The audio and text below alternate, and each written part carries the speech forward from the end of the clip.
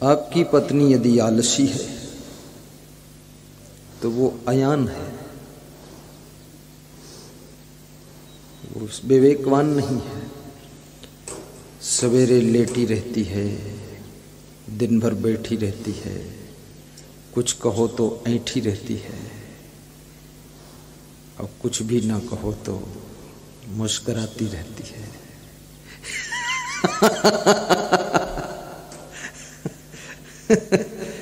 और समझाओ तो गाल फुला लेती है।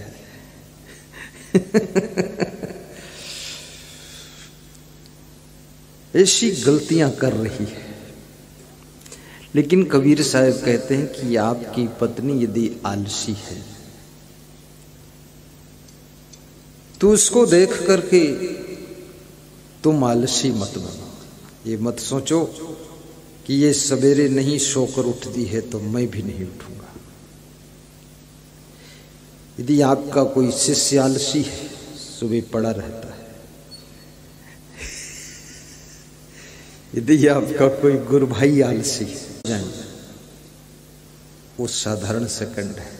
जिसके 33 हो जाए वो थर्ड हो जाता है, और जिसके गई फिर भी नहीं उठता है, फिर जाता है।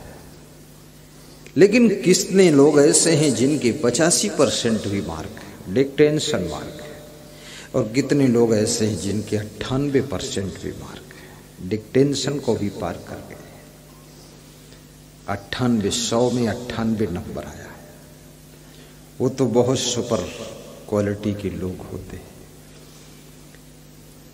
संत बनो, गृहस्थ बनो, बहू बनो, बेटी बनो, बेटा बनो, बाप बनो, माँ बनो, आपका भी परसेंटेज सब बनता चला जा रहा है। यदि तुम अपने बेटे के लिए अच्छी कमाई कर रहे हो तो एक अच्छे बाप हो तुम। लेकिन यदि बेटे के लिए अच्छी कमाई करने के साथ साथ तुम दारू पीते हो तो फिर सेकंड क्लास के बाप, फर्स्ट क्लास के नहीं। और दारू पीने के साथ यदि मांस मछली भी खाते हो, अंडा भी खाते हो तो थर्ड क्लास के बाप हो। और यदि दुनिया के सारे हीन कर्म करते हो तो फेलियर बाप हो। फिर ऐसे बाप हो जैसे पशु पक्षियों के बाप होते हैं, कोई अकल नहीं है, उस तरह के बाप हो। बाप बाप में भी अंतर है, बेटा बेटा में अंतर है, बहू बहू में अंतर है, पत्नी पत्नी में अंतर है, साधु साधु में अंतर है, गुरु गुरु में अंतर है, चेला चेला में अंतर है, सब अंतर है। जंतर मंतर तंत्र कितना अंतर, बहुत अंतर है। सबका मुंह तो लगता है मनुष्य का है, लेकिन मनुष्य के चेहरे में भी कुछ देवी और देवता बनकर बैठे हैं, और कुछ तो दानव बनकर बैठे हैं, राक्षस बनकर बैठे हैं। जब सब साधु कपड़े पहन लेते हैं तो लगता है सभी साधु ही है। साहेब साहेब साहेब, स्वामी जी प्रणाम, स्वामी जी प्रणाम। लेकिन साहेब साहेब में अंतर है, बहुत अंतर है। ऐसे तो कबीर साहेब ने कृपा करके ये भी कहा है कि साहेब संत कछु अंतर नहीं, पर मुझे लगता है अंतर है। सबके गुणों में डिफरेंस है, और एक अवगुण आपकी कीमत को गिरा देता है।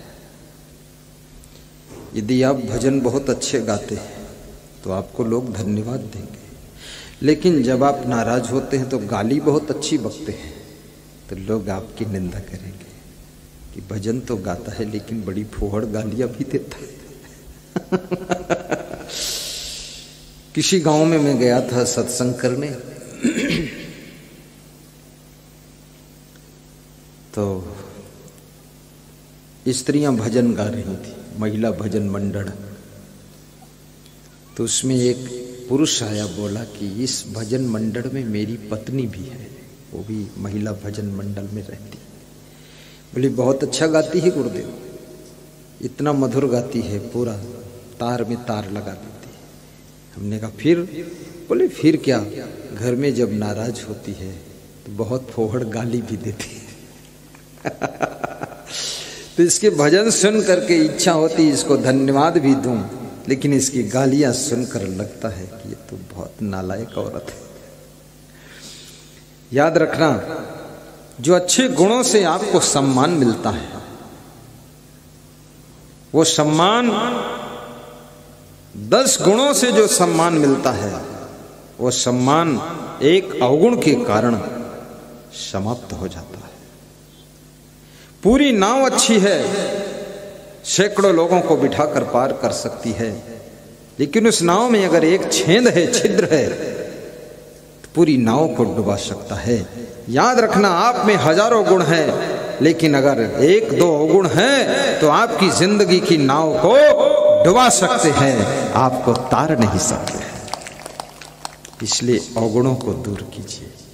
आप जो कपड़ा पहने हैं ना, बहुत अच्छा कपड़ा है, आपकी साड़ी भी अच्छी है, आपका पेंट शर्ट अच्छा है, आपका बुशर्ट भी अच्छा है, साधु संतों का अचला बहुत अच्छा है, साफी बंडी सब अच्छा है, लेकिन इस कपड़े में अगर एक दाग लग जाए, देखना एक दाग लगा दिया जाए, मिट्टी का लगा दो, कोयला का दो, कुछ भी लगा दो, काला दाग लगा दो, दाग लगा दो, तो इतना अच्छा कपड़ा तुम्हारा कोई नहीं देखेगा। जो देखता वो दाग देखता है, उसकी नजर उस दाग पर पहुंचती है।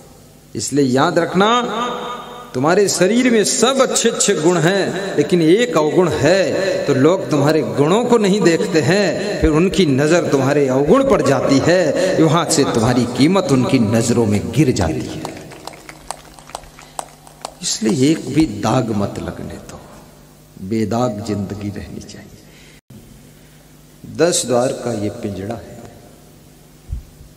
जिसमें ये आत्मा पंछी, जीव रूपी पंछी बैठा हुआ है। और मजे की बात यह है, कभी कभी ये शरीर रूपी पिंजड़े में 100 वर्ष तक बैठा रहता है, कभी 120 वर्ष तक बैठा रहता है, और कभी तो ये 20 दिन में ही उड़ जाता है। कितने लोगों के शरीर की पिंजड़े से आत्मा रूपी पंछी केवल 20 मिनट में उड़ गया, जन्म हुआ और 20 मिनट बाद मर गई।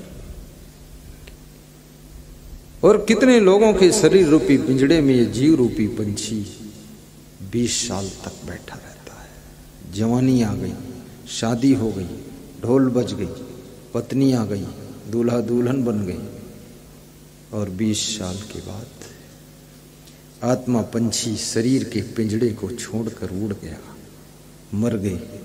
माँ रो रही है, पत्नी रो रही है, सास ससुर रो रहे हैं, भाई बहन रो रहे हैं। भाई कहता मेरा भाई मर गया, माँ कहती बेटा मर गया, पत्नी कहती मेरा पति मर गया, और एक ही आदमी मर गया। फिर कितने लोगों पर क्या क्या मर गया, किसी का पति बनकर मर गया, किसी का बेटा बनकर मर गया, और किसी का जीजा बनकर मरा है, और किसी का साला बनकर मरा है, मर गया। तो कबीर साहब कहते हैं ये 10 द्वार का जो पिंजड़ा है, इसमें ये आत्मा पंछी बैठा है। यही आश्चर्य है कि ये बैठा है, क्योंकि 10 गेट खुला है, किसी गेट से भी निकल सकता है, पर वो निकलता नहीं है। कितने लोग तो उसे निकालना चाहते फिर भी नहीं निकलता है। कितने लोग तो भगवान से भी प्रार्थना करते हैं, भगवान दया सिंधु दया करो, अब मुझे मार के ले जाओ, मैं जीना नहीं चाहता। कुछ लोग घर से परेशान इसलिए मरना चाहते हैं, कुछ लोग घर वाली से परेशान तो मरना चाहते हैं, कुछ लोग घर वाले से परेशान तो मरना चाहते हैं, और कितने लोग अपने बेटा बेटी से ज़्यादा परेशान है तो मर जाना चाहते हैं। कितने लोग पड़ोसी से ज़्यादा तंग हो गए तो मर जाना चाहते हैं, और कितने लोग अपने शरीर की बीमारी से ज़्यादा तंग हो गए इसलिए मर जाना चाहते, और कितने लोग गरीबी से ज़्यादा बर्बाद हो गए तो मर जाना चाहते हैं, और कितने लोग कर्जा से बहुत परेशान हो गए, कर्ज में डूब गए, 10 लाख कर्ज है, 2.5 लाख कर्ज है, अब उस कर्ज को नहीं दे पा रहे हैं, इसलिए मन दुखी हो गया उनका, परेशान हो गए, मन में पीड़ा है, मन में दुख है, बहुत बड़ी बात है। लेकिन फिर भी वो मर नहीं रहे हैं और मरेंगे भी नहीं, क्योंकि जितने दिनों की जिंदगी मिली है उतने दिन तो जीना पड़ेगा। जहर खा लोगे फिर भी नहीं मरोगे। कितने लोगों ने जहर खाया है फिर बच गए, और कितने लोगों ने दूध पिया है उसके बाद मर गए।